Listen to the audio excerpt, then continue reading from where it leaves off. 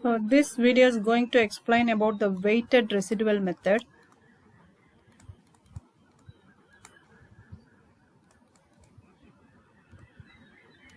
So it is one of the finite element method to analyze the basic geometry of the structure.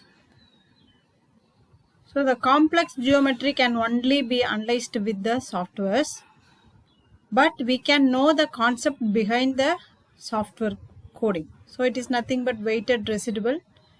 So we are going to make a weight function which influence the characteristics of response. For example, if you are interested to find the displacement, the weight function is the displacement function. So first step of the weighted residual method is the step 1. We have to assume one function. Assume a function. So the function should represent the resultant value. For example, in beam we are interested to find out the displacement. So we have to assume a function. The basic function is the polynomial function, which is very easy to manipulate. So the polynomial function is in the form of constant plus, that is C0 plus C1x plus C2x square and so on. So it goes on. The degree of polynomial we are considering is the matter of accuracy. So if you consider the 2-degree polynomial, that will give the result which is having some approximation when compared to the 3-degree polynomial. So the degree of the polynomial is our choice to choose. In manual method, that is without the help of softwares, we can use only limited number of degrees for the polynomial function. For the computer programming, we can use n number of degrees of polynomial. So here we can restrict the number of degrees according to the problem. So the first step is to assume a function. The second step is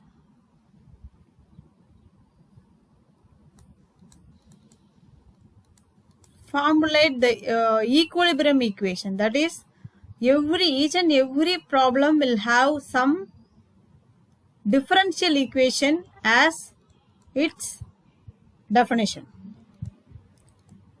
So in our structural analysis, each and every problem can be represented with a differential equation. That is, in case of beam, we can represent it with the equation of curvature.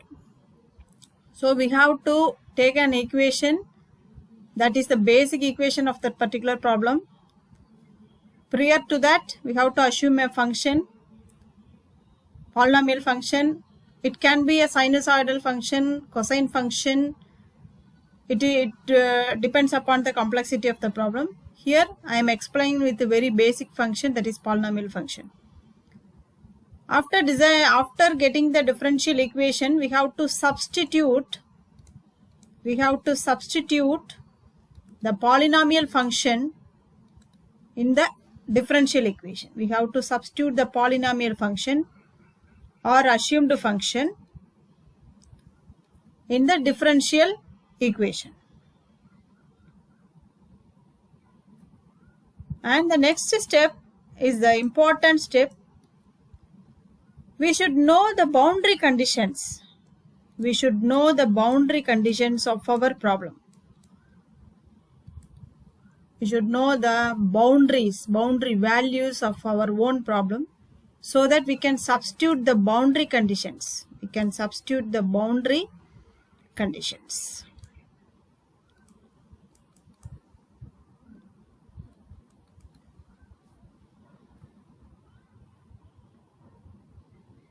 So in our differential equation, we have to substitute the polynomial function and we have to substitute the boundary condition, so that we can find the value of constants. Value of constants we can get. So here what are the values of constant? C0, C1 and C2 are the constants. We have to get the value so that the assumed function get fulfilled. So after substituting the constant value, we will have the full form of u of x by substituting the value of constants. So after getting this constant values, we can substitute in the differential equation form with the available values of constant. So if you take some differential equation or equilibrium equation as the problem statement, the residual is equal to 0. If you take, for example, the stiffness method, F is equal to K into U is the equilibrium equation. We can make the statement as F minus Ku equal to 0. The resultant should be equal to 0. Here we can mention this 0 as the residual. We should get the residual as 0. I think you understand now. Any equilibrium equation or any differential equation of that particular problem should be equal to 0. This 0 is indicating the residuals. We have to, as far as possible, we have to minimize the residual so that it will be nearer to the exact solution. It will be nearer to the exact solution. So what are the steps? We can recall again. The first step, we have to assume some function, polynomial function, sinusoidal or cosine function or whatever may be the function. It depends upon the complexity of the problem. Second, each and every problem will have some equilibrium equation or differential equation or mathematical expression, basic expression, and substitute the assumed function in the differential equation and substitute our own boundary of the problem to the differential equation or the mathematical equation and get the value of constant, and again resubstitute the constant value in the basic differential equation, and the equation is fully completed with the values of constant. So if you rewrite the equilibrium equation or differential equation in the form which is equal to 0, the residual 0 should be the residual which is to be minimized by using any of the finite element method. So the objective of the finite element, that is weighted residual or any residual method, to minimize the residual of the problem. So shall we take another example of cantilever beam with a axially loaded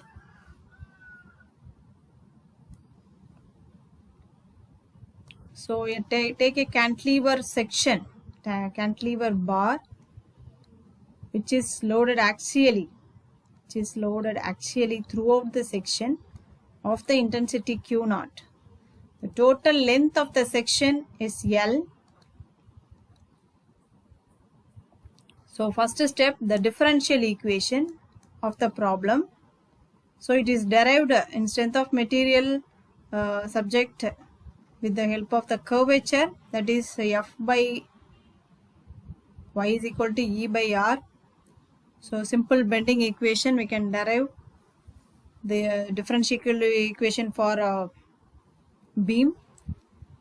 For axially loaded beam, we will get it from PL by AE, that is deflection is equal to PL by AE. So here you can recall the differential equation for this axially loaded beam is AE d square U by dx square plus Q0, which is equal to 0. So we have to remember this equilibrium equation for each problem. So for axially loaded problem, it is AE d square U by dx square plus Q0 equal to 0. Okay, next we have to assume a function. The function is U of x is equal to The same function we can take c1x plus c2x square. c1x plus c2x square. Next one, the boundary conditions. What are the boundary conditions from this given section? We can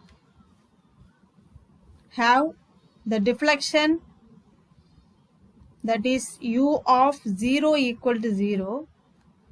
The length starts from this direction. So here the deflection is 0. Here the deflection is 0. So u of 0 equal to 0. So another boundary condition is du by dx, that is slope at x equal to L, which is equal to 0. At x equal to L, which is equal to 0. So at the far end, when it deflects, there is no axial deformation. There is no axial deformation at this end. So du by dx at x equal to L is equal to 0. So you can have some doubt that we can have another boundary condition at the left side end itself, that is slope as well as deflection which is equal to 0 at this end. But it is better to have the boundary condition at both ends, because many times you will get which is equal to 0, that is some constant equal to 0, which is the constant values will be wrong. So one boundary condition is from left end, another boundary condition for its right end. So u of 0 equal to 0 and the slope at x equal to L equal to 0. So these are the boundary conditions. So we got the differential equation, we assumed the polynomial function, and the boundary conditions are also established. So basically you should remember the equilibrium equation or differential equation of a problem.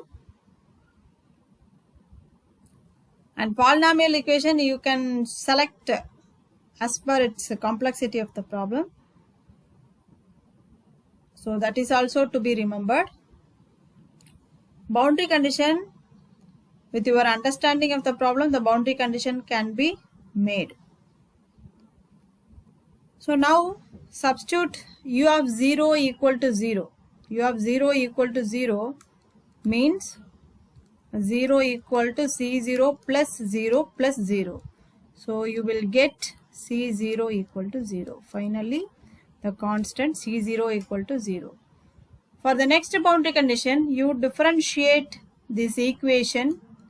If you take, this is equation number 2, this is equation number 1. So differentiate equation 1. Differentiate equation 1. You will get du by dx is equal to c1 plus 2c2x. 2c2x. So here you substitute x equal to L, c1 plus 2c2L, which is equal to 0 as per the boundary condition. So you can get c1 in terms of c2 minus 2c2L. So you get the values of constant c0, c1. So you can rewrite the equation in terms of c2. Ex equal to c0 is 0. c1 is minus 2c2Lx plus c2x square. So I am simplifying this equation as c2 x square minus 2Lx. X square minus 2Lx. So this is u of x. So we find the values of constants for our assumed function.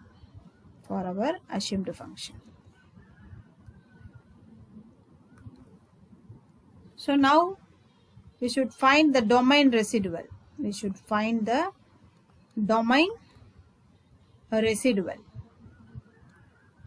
So we should go for the differential equation of the problem.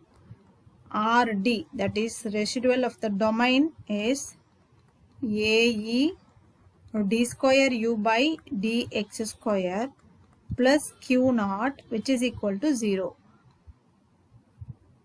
So du by dx, you know du by dx already.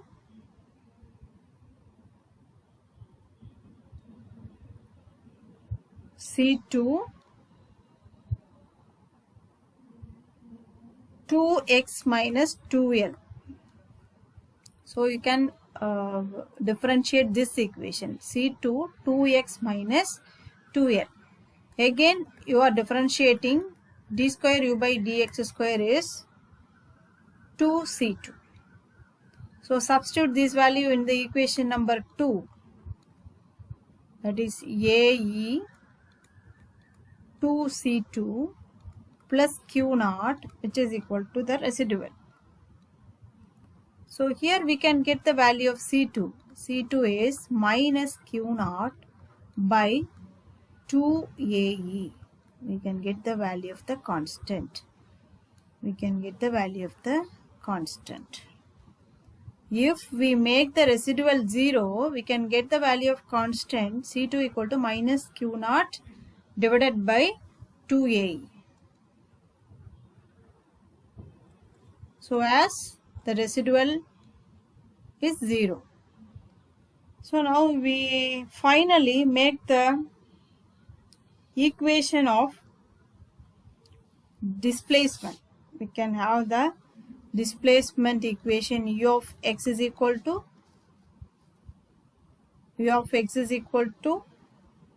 C2 x square minus 2lx. Here you can substitute the value of minus q naught by 2AE x square minus 2lx. It can be rewritten as q naught by 2AE 2lx minus x square. So this is the equation for the displacement of a cantilever bar which is axially loaded. So we can get the different values of displacement when you substitute the value x equal to 0, 1, 2 and so on. So L is also given. So you can substitute the value of L for the different value of x. You can get the different value of displacement. So this is what the weighted residual method.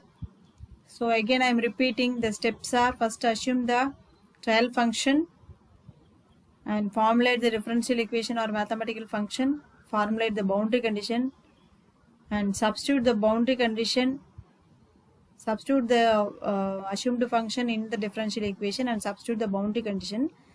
With the help of the boundary condition, we should find the value of constant and we should again substitute the value of constant into our mathematical equation. Finally, we should get the residual of the differential equation, which is equal to 0.